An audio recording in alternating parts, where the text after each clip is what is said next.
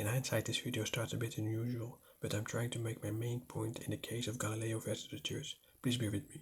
Okay, let's start with the Cathedral Church, one of the most famous cathedrals in the world, built around 1200.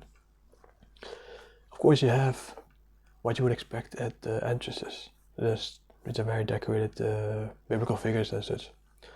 But you also find, which were then considered originators or fathers of science, Aristotle, Euclid, and Pythagoras. And that's something you wouldn't think about if you are familiar with modern Christianity, and it shows the unique character of the Roman Catholic Church. Like I said in my other video, Christianity conquered the Roman Empire, so Christianized Rome. But on the other hand, also Rome Romanized Christianity.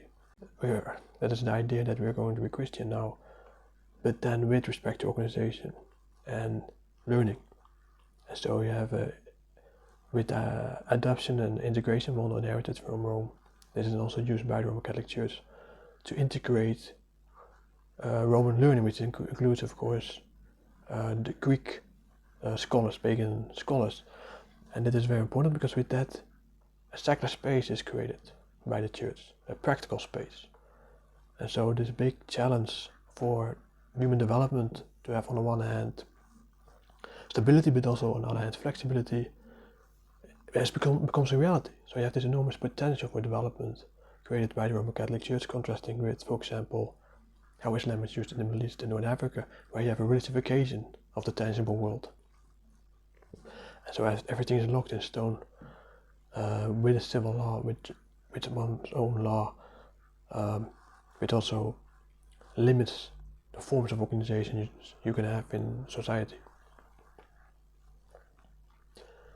Now going to Galileo Galilei, in this case what you see is where an interesting case where the Roman Catholic Church actually religifies themselves. They religified astronomy, right? The faction of the believers, the faith faction, which of course is necessary to have a church. Some people believe that it's magic you can have a church. No, you don't have a church without believers, especially also true believers. Became dominant somewhat. But it is important to notice that the Roman Catholic Church is defending especially Ptolemaious geocentric model. Right? Aristotle, Ptolemaious supported this model. I think the biblical justifications for the geocentric model is more ambiguous. And I think the main reason really for this different approach is the Reformation, which was basically quite traumatic for the Roman Catholic Church, which is understandable, even though Protestants I think it's understandable. It's also interesting to look at, I think, a much more important event related to the Roman Catholic Church, and that's the introduction of the Gregorian calendar in 1582 and the Gregory XIII.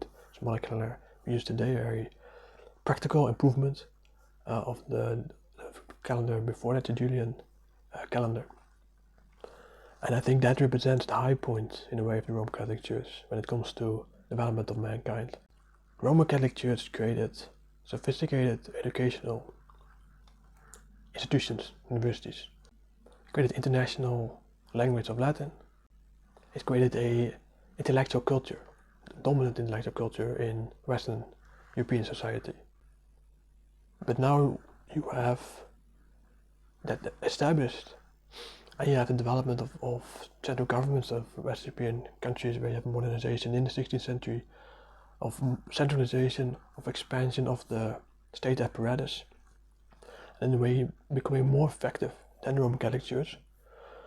And so we can say that the role of the Roman Catholic Church in the development of mankind is mostly played out. This new situation would have never been established without the Roman Catholic Church, it should be said.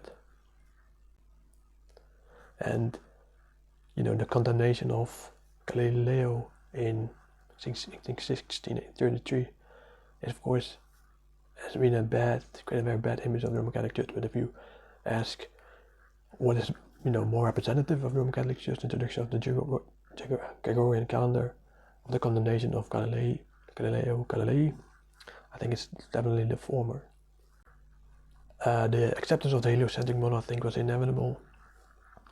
you have to develop, even without Copernicus and Galileo, you have the insights of Kepler and the invention of the telescope, etc.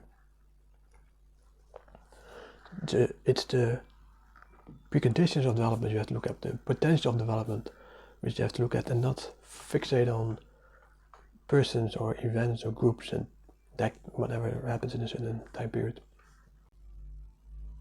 You should never assume unity, stability, discipline. And I think in any region one has to look at what is the potential of development, any time, any society. I think that's the mature approach, and never assume great things with the implementation of Gecko and calendar. This is generally assumed. This beneficial, good, practical thing. There's no reflection. I think the assumption is, well, you have it. You have modern science, and an aberration, divergence of the norm is the condemnation of Galilei, Luca Better, Catholic churches. I think that is not rational. You never should assume development of mankind. You should, as a mature person, should try to explicitly show where it comes from, and has to do with shared values.